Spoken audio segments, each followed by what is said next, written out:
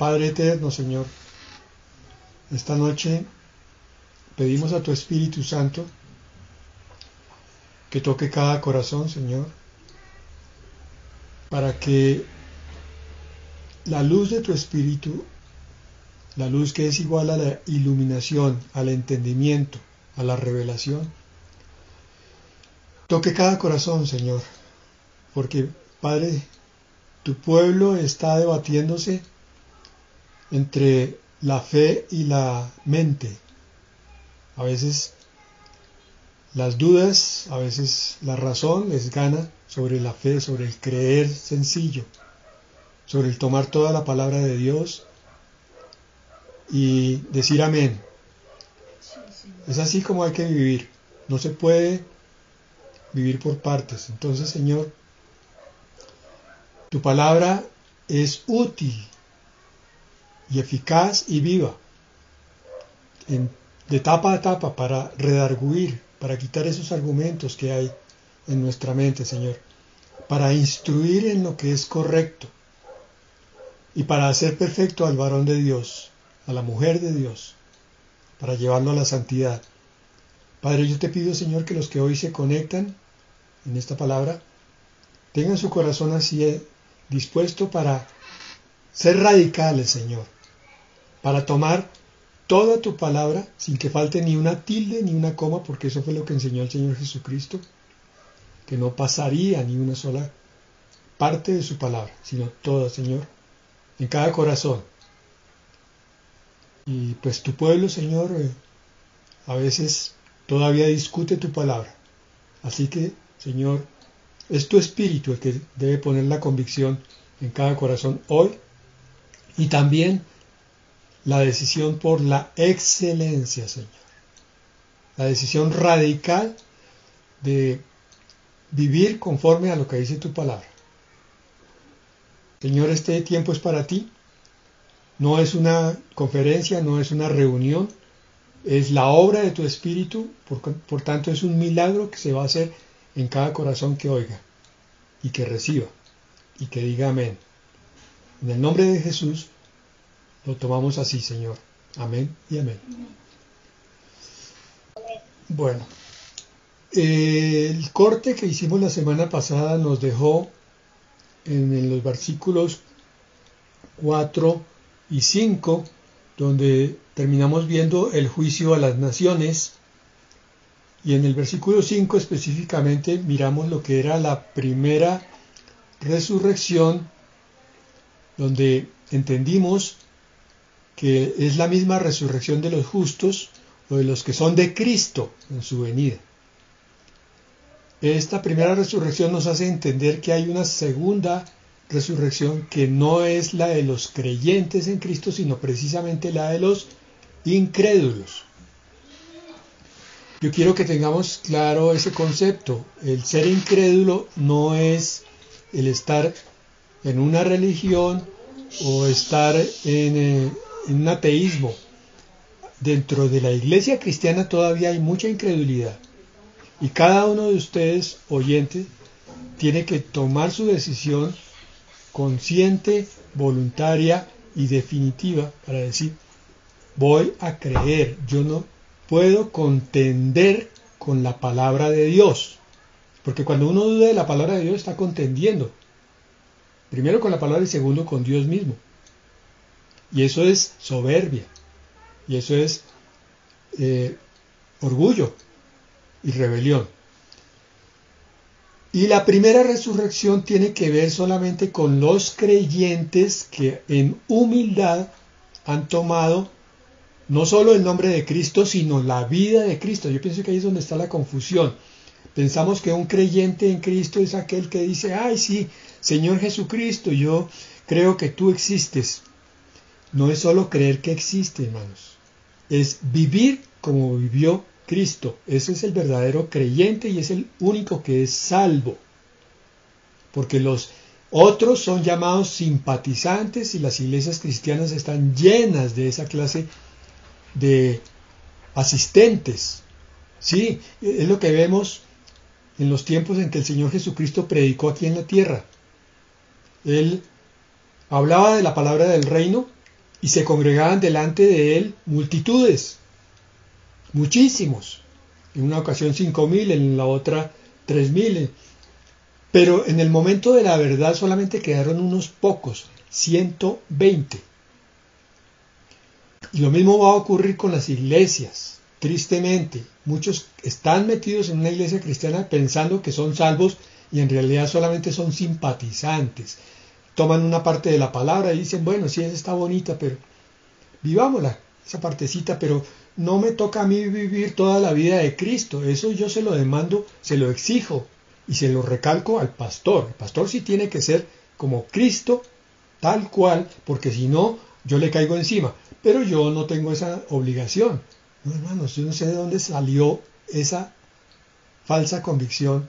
Yo no sé qué libro escribió alguien o simplemente qué pensamiento colocó Satanás en las mentes, que se supone que los creyentes en Cristo pueden ser tibios, pueden ser apagados, pueden ser andar en duda, y son cristianos excelentes. No lo son. La primera resurrección es de los que tienen a Cristo en su corazón y viven conforme a Cristo en obediencia. En el versículo 6 de Apocalipsis 20 dice, bienaventurado y santo. Bienaventurado y santo. Tomen en cuenta esas dos palabras. O sea, bendito y apartado para Dios el que tiene parte en la primera resurrección. La segunda muerte no tiene potestad sobre estos, sino que serán sacerdotes de Dios y de Cristo y reinarán con él 1000 años. Bienaventurado es aquel que muere en el Señor o que viene a ser arrebatado por el Señor. Pero en el Señor es el que tiene, digámoslo de esta manera para que nos quede de una vez y para siempre claros, tienen un matrimonio bonito, entregado, comprometido con el Señor Jesucristo. Otros, ustedes ven cantidad de matrimonios en el mundo.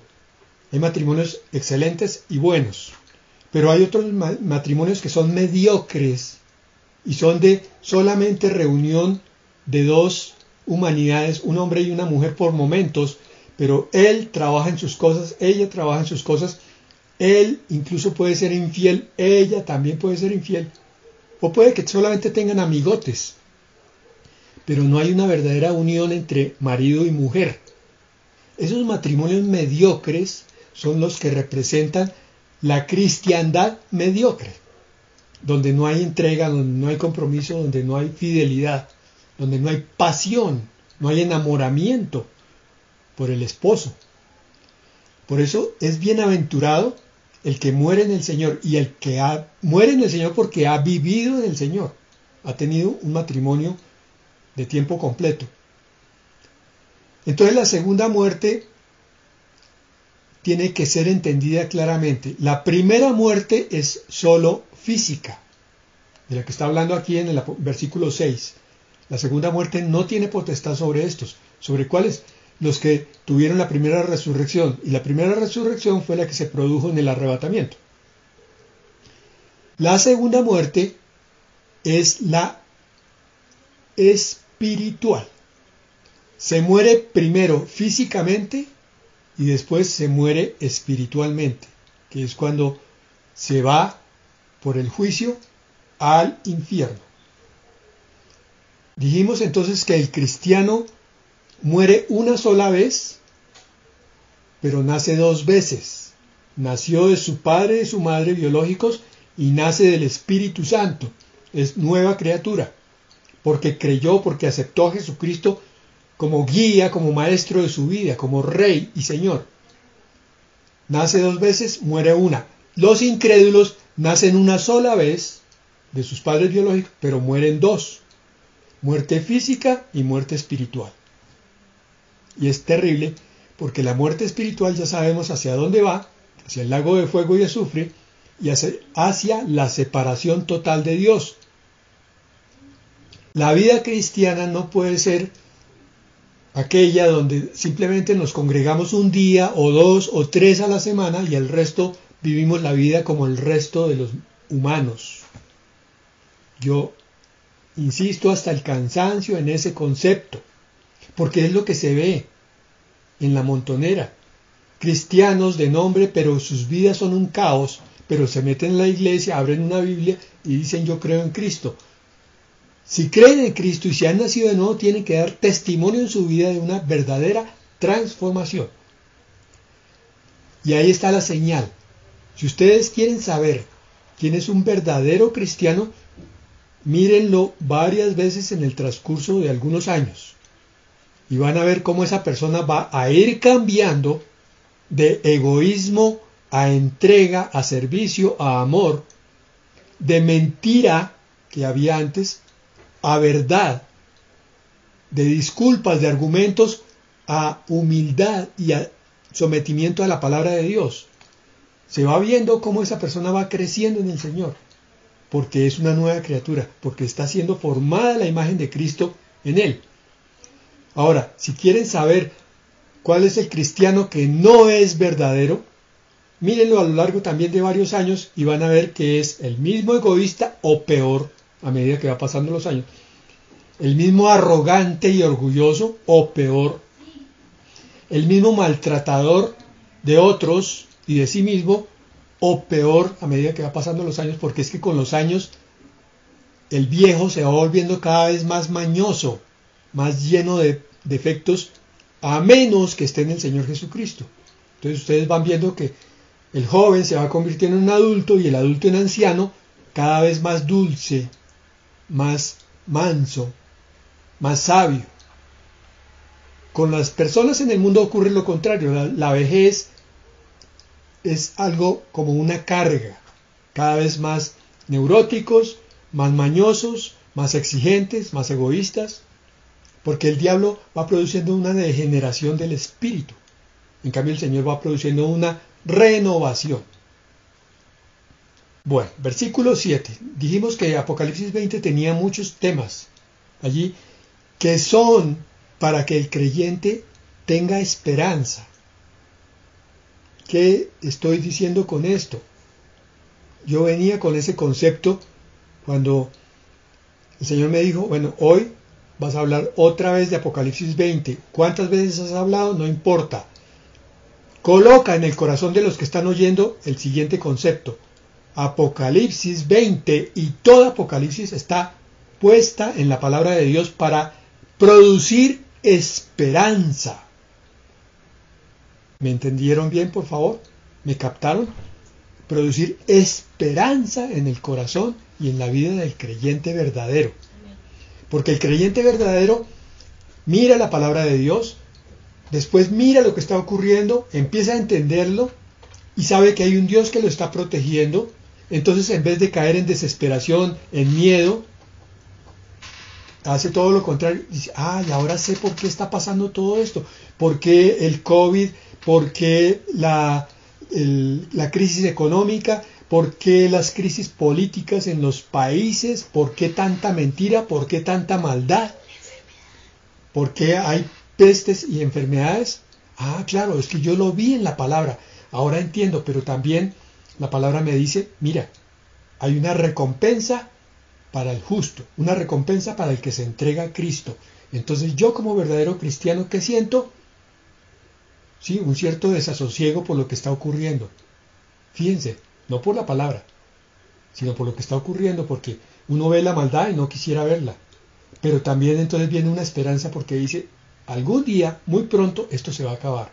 Y la palabra dice que ya no habrá lágrimas, ni dolor, ni enfermedad, ni más cosas así por el estilo. Entonces, el verdadero Hijo de Dios dice, amén, Señor, gracias por tu palabra, gracias por mostrarme lo que vas a hacer, conforme a lo que está escrito. Le dice, Dios no hará nada sin avisarlo antes a sus siervos los profetas. Entonces, con Apocalipsis y con Mateo 24 y con Daniel 7 en adelante, nos estás avisando lo que está ocurriendo para que sepamos y caminemos firmes contigo. Gracias, Señor, por eso. En el capítulo 7, entonces viene la última guerra de toda la historia mundial que está en la Escritura al final de los 1000 años. Versículo 7. Cuando los 1000 años se cumplan, Satanás será suelto de su prisión. ¿Por qué Dios ata primero a Satanás, lo mete en prisión de oscuridad y después vuelve y lo suelta? ¿Qué es lo que se propone él? Tiene que haber un propósito grande, ¿cierto? ¿Por qué Dios vuelve y suelta al instigador de la maldad? Entonces, este versículo nos prueba que donde Dios no está, en todo reina el caos y la destrucción. Por favor, coloca este concepto allí en tus apuntes o en tu mente y en tu corazón. Donde Dios no está, reina caos y destrucción. Así es. Ah, claro, no, pues ahora sí entiendo. Como el diablo es el dueño del mundo, porque la palabra dice que todo el mundo está bajo el maligno, por eso es que hay caos y destrucción. Claro, sí, hermano, pero tenemos que entenderlo más a fondo. Quiere decir que en alguna parte de nosotros Dios no está gobernando, en esa parte Satanás gobierna. O sea, lo que no está sometido a Dios está sometido al caos y la destrucción. Quiere decir que yo voy a hacer daño a los demás con mi egoísmo, con mis puntos de vista, con mis mañas, con todo lo que decíamos antes, porque yo no he sometido esa porción de mi vida al Rey de Reyes y Señor de Señores. Y es por eso que el verdadero cristiano tiene que entender que debemos trabajar cada día para someter todas y cada una de las porciones de nuestro ser. Resulta que a veces hacemos el compromiso con Cristo, pero no nos damos cuenta que hay porciones de nuestro ser que no le hemos entregado todavía a Dios. Es decir, el Señor viene y nos muestra.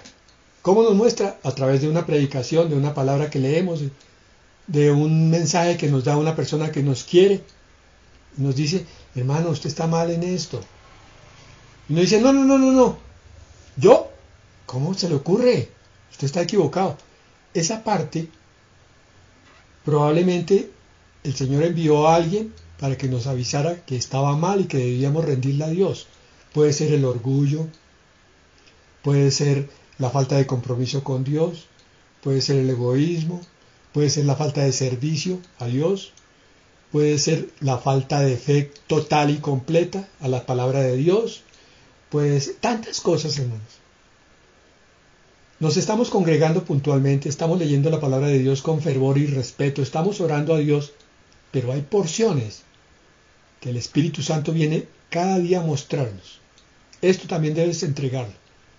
Entonces el Señor pone este versículo aquí para mostrarnos que después de 1000 años de un gobierno perfecto, donde está el mismo Dios en la forma de su Hijo, reinando durante 1000 años de paz, si se le suelta otra vez unos pequeños periodos de tiempo, días, no sé cuánto, de esos 1000 años al diablo, viene otra vez a formar una guerra.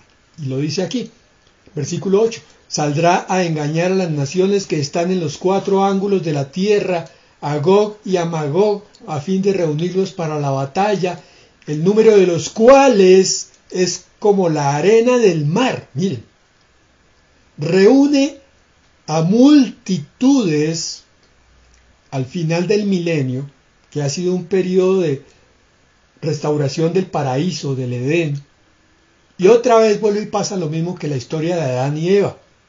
Otra vez vuelve la misma historia que el lucero revelándose en el cielo. ¿Por qué?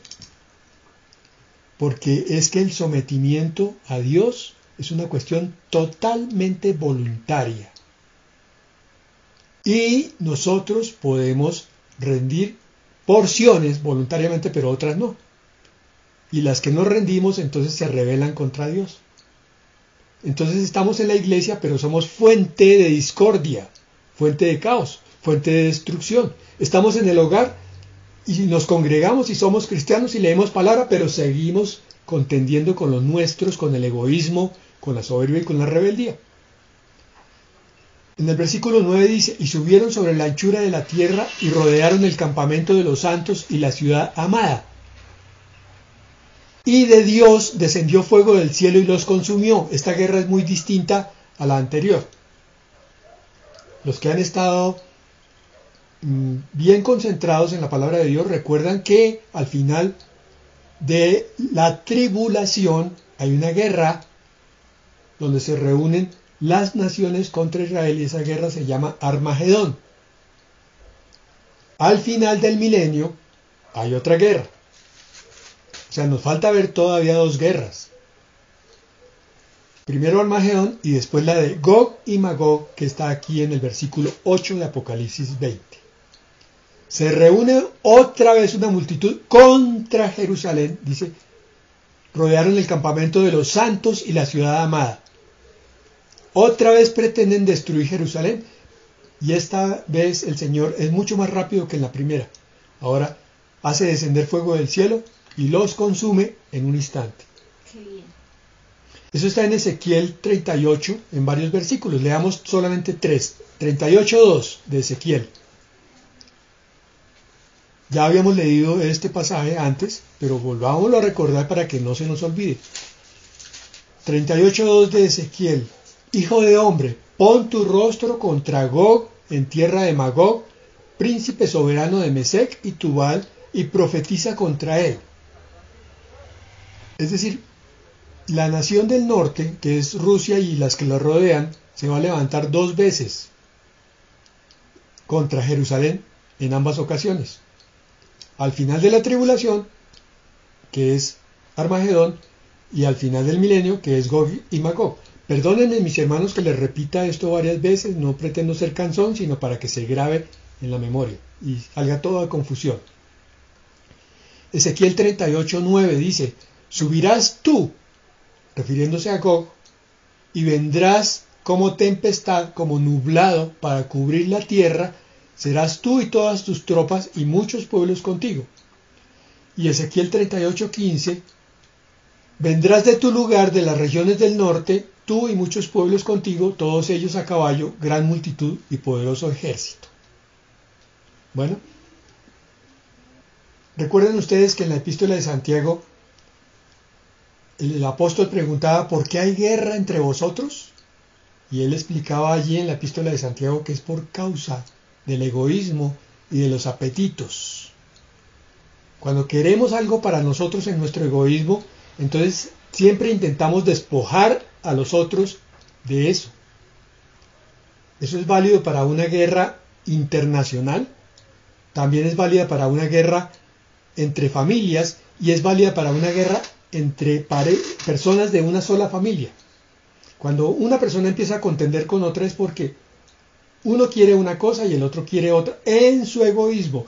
Cuando esas dos personas que están contendiendo se fijan en la palabra de Dios, entonces desaparece la contienda. Porque Dios es pacificador, Dios es justicia, Dios es vengador. No hay necesidad de reclamar nada por las malas. Cuando uno abandona sus propios conceptos, entonces se vuelve bienaventurado como pacificador. Esa es una de las bienaventuranzas. Entonces, miren, este evento de las guerras grandes que hay al final de estos dos periodos bíblicos nos muestran lo siguiente. Esta guerra, la de Gog y Magog y la de Armagedón, junto con todos los eventos de Apocalipsis, prueban la profunda soberbia, orgullo y rebeldía del corazón de Satanás, en primer lugar, y de sus hijos, y aún de los hijos de Dios. ¿Sabe? Estos son tres pecados que son los menos reconocidos por los cristianos. Se llaman soberbia, orgullo y rebeldía. Hermanos, cuando yo contiendo con la palabra de Dios, estoy siendo muy soberbio. Es como si yo me parara frente a Dios y le dijera, Dios, usted está equivocado. Dios, usted no tiene la razón. Yo sé cómo vivir y usted no sabe. No me diga que esto hay que hacerlo así. Hasta que yo no entiendo eso es que no empiezo a aceptar la totalidad de la palabra de Dios. Señor, está bien, no me gusta tu palabra en esta parte. No siento que si yo la cumplo voy a estar en la gloria, pero no importa, Señor. Yo bajo mi cabeza y la sigo. Hermanos, somos profundamente soberbios. Esa es la simiente de Satanás. Eso fue lo que le colocó Satanás al corazón de Eva y a partir de ahí a toda la humanidad. No importa que la persona agache la cabeza y, ay, ¿cómo está? ¿Usted cómo está de lindo? Qué hermoso, qué precioso, qué bien habla. Todo eso es un disfraz para una profunda soberbia, porque la verdadera humildad consiste en decir, Señor, amén, tú eres Dios, eres Rey, y yo te digo, aquí está mi corazón y mi vida. Dime a dónde me quieres enviar. Heme aquí, Señor, envíame a mí. Entonces la humildad no tiene nada que ver con las palabras dulces, las palabras blandas. Tiene que ver es con el sometimiento a Dios. Lo contrario, a Dios y su palabra. Lo contrario es rebelión. Y eso fue lo que sembró Satanás en el corazón. Hermanos míos, esta es la lucha de ustedes cada día. Y es la mía. Que cuando lleven 20, 30, 40 años de vida cristiana, no se crean humildes, porque no lo son, porque en el fondo su carne siempre va a ser soberbia. Y si se descuidan un poquito, y si se desocupan un tris de Dios, entonces esa simiente satánica viene y toma sus vidas y se levantan contra Dios. Está escrito, la carne no obedece a Dios y tampoco quiere. No puede y no quiere. La carne. La persona carnal no quiere y no puede obedecer a Dios. Solo el espiritual es el que entiende que Dios es el creador y a él hay que obedecer. Entonces, por eso es que el Señor permite todo esto para que salga a la luz las cosas escondidas que hay en cada vida, y para que cada corazón tome su decisión de rebelarse con infinidad de disculpas, de argumentos, de razón. Ay, es que no, es que yo le tengo, es que disculpas y argumentos para someterse a Dios, o por el contrario, someterse a pesar de todo lo negativo que a uno no le cuadre de Dios. Ese es el desafío para ustedes hoy. Que entiendan que hay un enemigo dentro de nosotros que se llama la carne. Y que si la carne le gana la batalla, entonces hay un cristianismo hipócrita. Pero si el espíritu es el que gana la batalla, entonces la carne va a seguir molestando. Pero el espíritu termina llevándonos a la presencia de Dios. Y mis hermanos cristianos, ustedes no se imaginan lo que es vivir en la plenitud del espíritu. Las cosas tan grandiosas que se ven, que se sienten, que se entienden, andando en el espíritu. Y la pobreza, la esclavitud, las cadenas que se viven cuando uno está en la carne. El infierno, otro punto que toca Apocalipsis 20. Versículo 10. Y el diablo que los engañaba fue lanzado en el lago de fuego y azufre donde estaban la bestia y el falso profeta, y serán atormentados día y noche por los siglos de los siglos. Resalto esa parte, serán atormentados día y noche por los siglos de los siglos. Hermanitos, no hay sino dos opciones, cielo o infierno, no hay más. El diablo, que es muy astuto, se inventó el purgatorio para que la gente se tranquilizara en su conciencia, se acomodara. Ah, no, pues yo peco, sí, no importa, porque al fin voy a ir al purgatorio y un día voy a salir de ahí y termino en el cielo. No, eso es una mentira flagrante del diablo contra la palabra de Dios. Es una invención herética, herejía. No hay purgatorio. Y eso no les gusta a los religiosos, no les gusta. A los religiosos, los carnales, los tibios, les gustaría tener un lugar intermedio donde uno pudiera estar un rato en la iglesia, otro rato en el mundo, pasándola bien en el mundo, y después llegando a la iglesia a tranquilizar conciencia, y que hubiera un sitio en la eternidad donde no fuera infierno, tampoco cielo, porque es que el cielo es aburrido, pero en el purgatorio por lo menos tenemos varios miles de años, hay un poquito de sufrimiento, pero después entonces la vida no es tan aburrida, salimos al cielo. Qué cantidad de mentiras que se inventa Satanás y la mente corrupta que quiere vivir como a ella le parece. Hermano, nosotros no podemos vivir como nos parece. O vivimos con Dios o vivimos contra Dios. No hay más.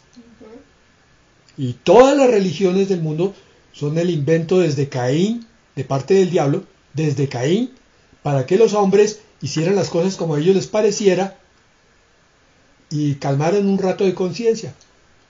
Entonces, en Mateo 25:41 dice: entonces dirá también a los de la izquierda: apartaos de mí, malditos, malditos, al fuego eterno preparado para el diablo y sus ángeles. ¿A quién les dice esto? A aquellos que dijeron: Señor, en tus campos predicamos y en tu nombre hicimos milagros y no sé qué, y sí sé cuánto, y nosotros decíamos que te buscábamos. Y el Señor les dice: malditos, porque ustedes vivieron como les pareció.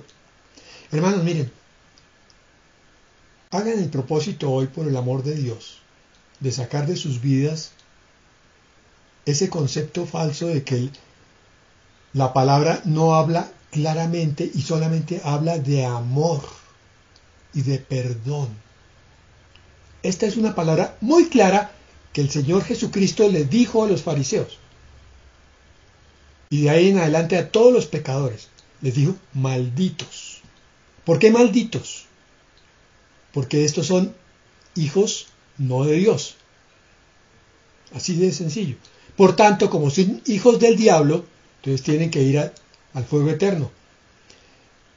La predicación de la palabra del Señor Jesucristo era fuerte y clara, contundente y dura hasta el siglo XX. Cuando empezó el siglo XX, entonces empezó a ablandar la palabra y todo el mundo decía: ay, no nos hable tan duro porque Freud dijo que nos podía traumatizar. Entonces, pastor, háblenos pasito, porque si no nos vamos de la iglesia y usted se queda solo y se queda sin diezmos.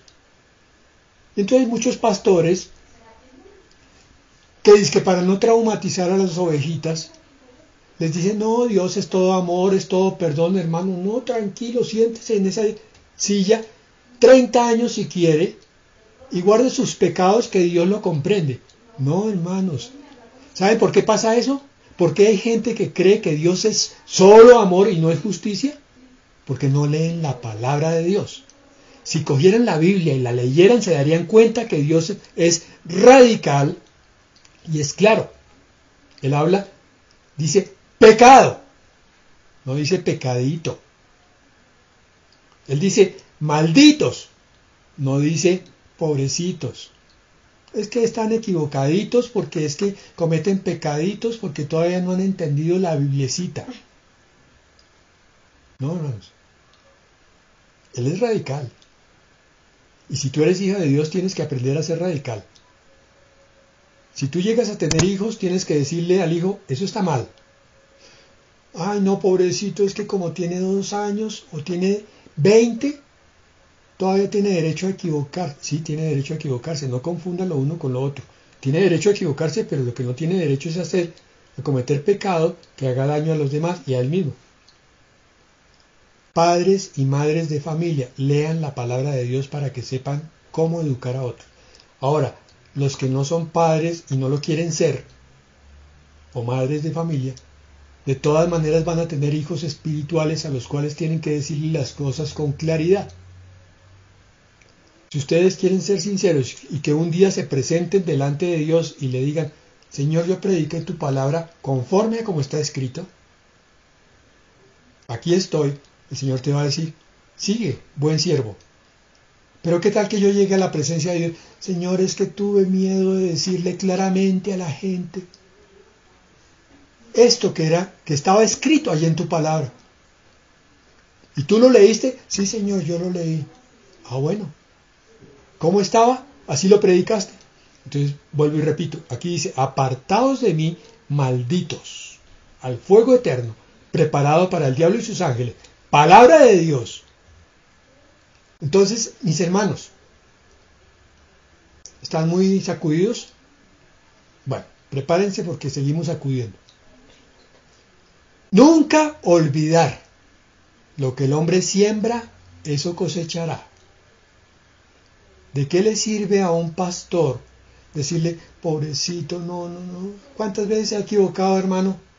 30, no, esperemos a la 31 a ver si usted reacciona. Enséñenle, por favor, a sus hijos espirituales que el pecado produce consecuencias para esta vida y para la otra. Que el no ser radical sacando el pecado va a producir mucho dolor aquí y mucho infierno allá.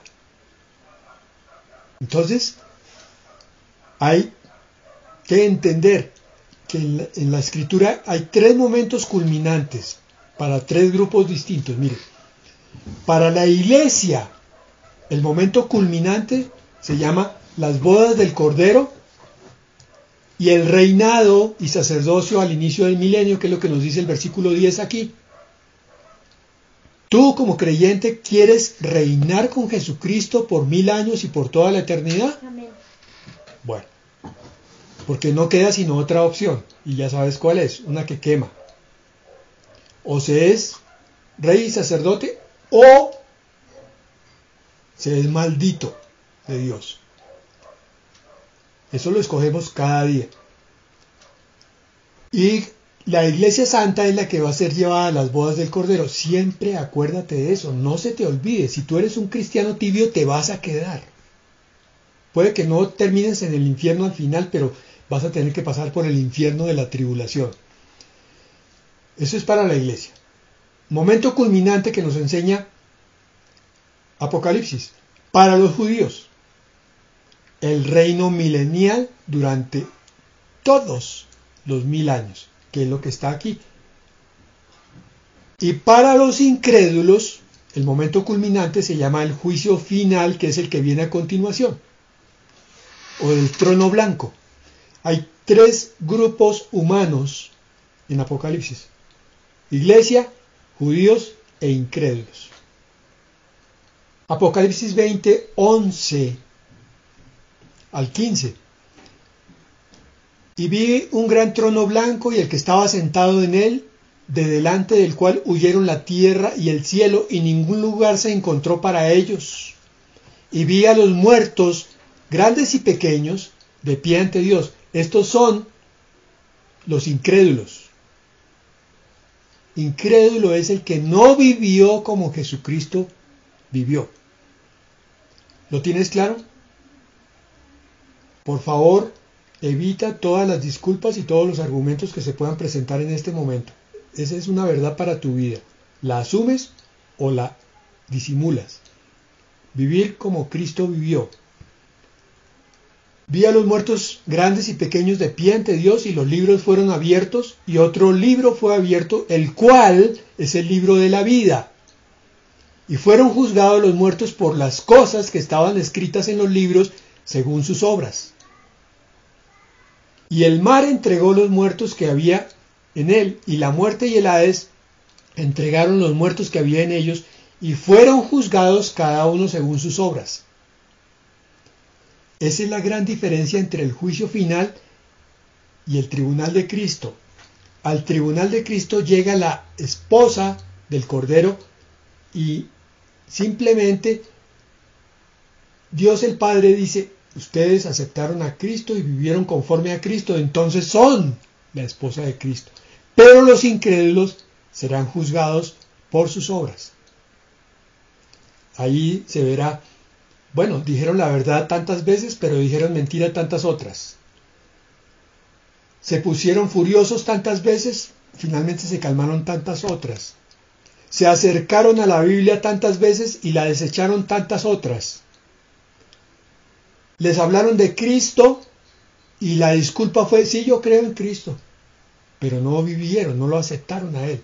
Entonces, Ese es el juicio para el incrédulo. Incrédulo es el que no vive conforme a Cristo. ¿Qué es lo que pasa, mis hermanos? Aquí tenemos que hacer una consideración profunda, que es esta. Si miramos esta vida como lo más importante, entonces vendrá una serie de confusiones graves. ¿Cómo miras tú esta vida? Te hago la pregunta otra vez. ¿Cómo miras tú esta vida? Los años que te faltan de vida. ¿Cuántos son? No sé. ¿Cómo te ves tú llegando a los 60, 70 u 80 años? ¿Cómo te ves tú muriendo? ¿O siendo arrebatado? Bueno, no sé. Pero si miramos esta vida como lo más importante, ¿qué es mirar esta vida? Entonces, mi trabajo, mi empleo, la forma como me gano el dinero, el carro que quiero tener o los taxis que quiero coger, el esposo o la esposa que quiero tener o no tener, los hijos que quiero tener o no tener. Estoy enfocado en esta vida. La ropa que me voy a comprar, el celular que voy a cambiar dentro de 2 años o de 2 meses. Y eso es lo que hacen muchos cristianos. Después de oír un sermón, solamente piensan en estas cosas. Entonces, ¿qué pasa? No entenderemos la justicia de Dios. Claro, como estamos tan enfocados en las cosas de Dios, en las cosas de este mundo, entonces viene alguien y nos ofende, inmediatamente queremos desquitarnos. Y no comprendemos cuál es la justicia de Dios. No comprendemos por qué Dios decidió escribir Génesis al principio de la Biblia y Apocalipsis al final. No entendemos nada de nada. No entendemos por qué están puestos los salmos allí y los proverbios. ¿Y para qué son? No lo entendemos. Nos parecen libros aburridos. Porque estamos solamente enfocados en el vestido, en la comida, en la ropa y en las cosas de hoy. Como vivimos solamente en función de esta vida, entonces no entendemos la paciencia que es esperar en Dios. Viene una situación difícil y nos desesperamos. Entramos en histeria, en caos, en crisis, porque no podemos confiar en Dios, porque no sabemos lo que es esperar en Dios. Tampoco entendemos la importancia de buscar la santidad y las buenas obras.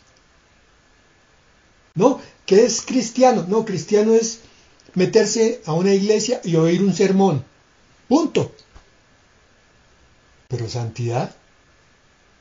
¿Por qué? Porque estamos enfocados en la comida, en el vestido, en la televisión, en internet. Como estamos enfocados en el mundo terrenal, entonces no buscamos el cielo. No buscamos el cielo. Hermanos, ustedes me dirán, pero pastor, ¿por qué está hablando tan duro? Yo les digo, hermanos, porque yo he hablado con muchos cristianos que cuando tienen problemas en su familia, lo único que dicen, no es que él me dijo, no es que él me hizo, me ofendió, pero no quieren vivir en paz, no quieren vivir conforme a las normas de la Biblia, pero llevan reuniéndose 3, 5, 10 años en la Escritura. ¿Cómo va a ser posible? No han logrado la paz en este mundo. ¿Podremos decir sinceramente que ellos están buscando el cielo? Están buscando los deleites temporales. O sea, que la otra persona haga lo que yo quiero. Están buscando la gloria de los hombres y los logros materiales. Esto es muy duro. Hermanos, ustedes pueden hacer un pequeño experimento y van a descubrir lo siguiente. Pueden conectarse a las redes, meterse a portales cristianos o a YouTube y dividir las predicaciones que allí hay en 2 grandes corrientes. Van a encontrar una gran cantidad de predicaciones que les dicen Dios es amor, Dios es perdón, Dios es misericordia, Dios es bendición, Dios es salvación, Dios es todo. Esas son la mayoría, quizás el 70%, si no el 80%. Vengan y confíen en Dios, vengan y entreguen, pero no más. Y hay un 20 o un 30% de predicaciones que van a hablar de pecado, de santidad, de arrepentimiento, de cambio de rumbo, de búsqueda del cielo, de compromiso, de excelencia. Y ustedes también van a ver un fenómeno, que la mayoría de los oyentes de esas predicaciones buscan las predicaciones del 80%, pero no las del 20%. A la mayoría de los cristianos no les gusta que les hablen de pecado, no les gusta que les hablen de arrepentimiento ni de santidad. Quieren una vida cristiana cómoda, suave, light. La mala noticia es que podrán vivir más o menos tranquilos por un tiempo, pero cuando llegue la situación difícil, no van a resistir y se van a quedar. Y la palabra es muy clara, y por eso es que aterra tanto Apocalipsis. Dice aquí el versículo 14 y 15 de Apocalipsis 20. Y la muerte y el Hades fueron lanzados al lago de fuego. Esta es la muerte segunda. Y el que no se halló inscrito en el libro de la vida fue lanzado al lago de fuego. Pastor, pero es que mire, usted está haciendo aquí un terrorismo del macho. A mí me dijeron que yo solamente con que pasara al frente y aceptara a Cristo era salvo. Hermano, le dijeron mal. Eso nunca ocurrió con la iglesia primitiva. Ustedes van a leer, léanlo. Los invito a eso. Léanse los 4 evangelios y Hechos de los Apóstoles y no van a descubrir esta gran verdad. Ningún apóstol, ningún discípulo del Señor, ¿quiénes están aquí? Pasen aquí al frente y acepten a Cristo.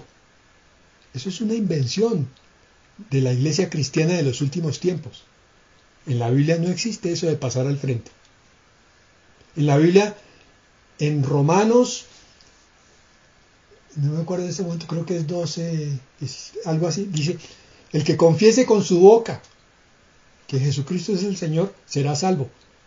Sí, pero es que hay que entender la palabra en griego para entender que confesar con la boca no es solo hablar con la palabra, sino confesar con la vida, porque las cosas que salen de la boca salen del corazón.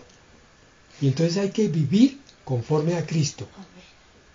Es permitir que el Espíritu Santo forme en nosotros la imagen del Señor Jesucristo.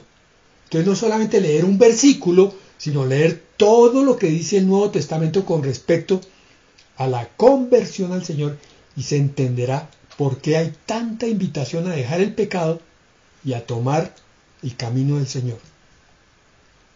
Por eso está aquí, versículo 15 al final. El que no se halló inscrito en el libro de la vida fue lanzado al lago de fuego, que es la muerte segunda. Es el destino final e ineludible de todos aquellos que no obedecieron y no reconocieron a Dios como, no solo como Dios, sino como Rey y Señor, a través de reconocer a Jesucristo como Rey y Señor. Esto que les estoy diciendo, se lo repito, no muchos pastores lo predican hoy. Pero si ustedes quieren conocer la verdad completa, métanse a predicaciones antiguas de un Spurgeon, o un Juan Wesley, o un Lutero, o un Calvino, y van a descubrir que lo que yo les estoy diciendo, ellos lo dijeron hace 300, 400 y 500 años. La salvación implica santificación. O sea, se es salvo y inmediatamente se empieza en el proceso de santificarse, de limpieza de todo pecado, de transformación a una vida espiritual, no carnal. Por eso, muchos que hoy se llaman cristianos van a terminar aquí, en el lago de fuego. Y la palabra lo advierte. Y estos cristianos, pues, obviamente no quieren oír esa verdad. Ellos prefieren seguir viviendo en la tibieza, en la mediocridad. Si recuerdan lo que yo oré al principio, pedíamos excelencia y radicalismo. Es decir, es el corazón que dice, Señor, cuésteme lo que me cueste, yo voy a tomar toda tu palabra y voy a vivir conforme a ella. Donde me diga Que tú me bendices, yo digo, amén, Señor, recibo tu bendición. Donde diga que tú me amas, amén, Señor, acepto tu amor y tu abrazo. Pero donde diga, quita ese pecado, voy a trabajar. No me voy a disculpar, no voy a disimular. Voy a aceptarlo y a pedirle al Señor, Padre, ayúdame, Señor, a quitar esto que te ofende, que te molesta a ti, para que entonces yo sea cada vez más conforme a la imagen de tu Hijo. Ayúdame, Señor, con el poder de tu Espíritu, porque esta no es una batalla fácil. Pero yo sé que tú eres Dios y para ti no hay nada imposible. El Señor está esperando corazones limpios y sinceros, que le digan, Señor, aquí estoy, saca este pecado de mí. Hazme lo que tú quieres que yo sea. Amén. No conforme a lo que yo quiero, sino conforme a lo que tú quieres. Yo me someto a ti.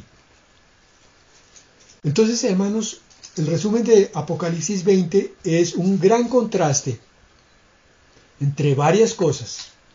Por un lado, la inmensa bendición que viene sobre aquellos que obedecieron toda la palabra del Señor.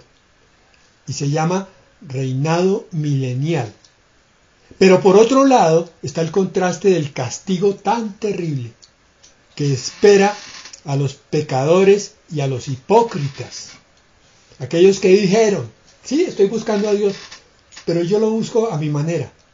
No hay sino una sola forma de buscar a Dios y es como Dios dice.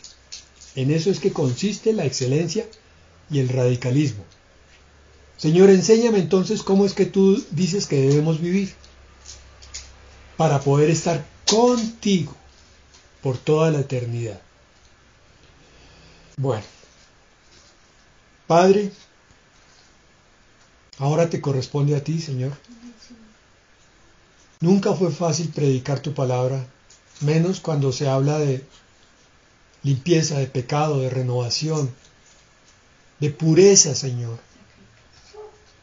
Pero es tu Espíritu, Señor, el que habla a cada corazón de cada creyente sincero y verdadero.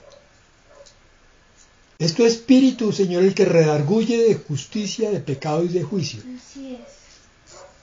Y a tu Espíritu es que yo me encomiendo, Señor. Si tu palabra genera antipatía o rechazo, Ayúdanos, Señor. si el problema es de la persona contigo, Señor, pero tú eres claro en tu palabra. Gracias, Señor, por tu amor infinito.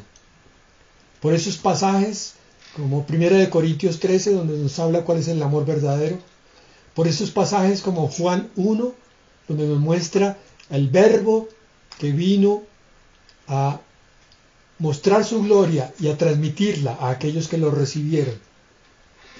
Por pasajes como el Salmo 91, Señor, donde vemos tus alas protectoras y que tú nos guardas de la peste destructora. Pero también, Señor, te damos gracias por pasajes como este, donde se muestra la justicia de Dios, porque tú eres un solo Dios con amor infinito para los que te obedecen, y eso es lo que se llama justicia. Amén. Pero también hay una recompensa muy dura, muy dolorosa para los que no te creen y no te obedecen. Ayúdanos, Señor, a estar en el primer grupo. Ayuda a cada uno de los que está en conflicto aquí, sobre todo si hay alguien que tenga dudas de tu palabra.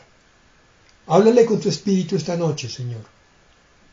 Háblale claramente y muéstrale que es cuestión de hacer un compromiso contigo. Que tú haces cualquier milagro, haces cualquier restauración, haces cualquier levantamiento de cualquier vida que se entregue a ti confiadamente. No importa el pecado que haya, tú puedes quitarlo, erradicarlo, limpiarlo, con tal de que el corazón sea limpio y sincero para ti. Pero que no vas a tocar una vida hipócrita, una vida que se disculpa, una vida que argumenta, una vida que aparenta. Lo vas a dejar que continúe en esa doblez, en esa falta de sinceridad, hasta que se estrelle el sol.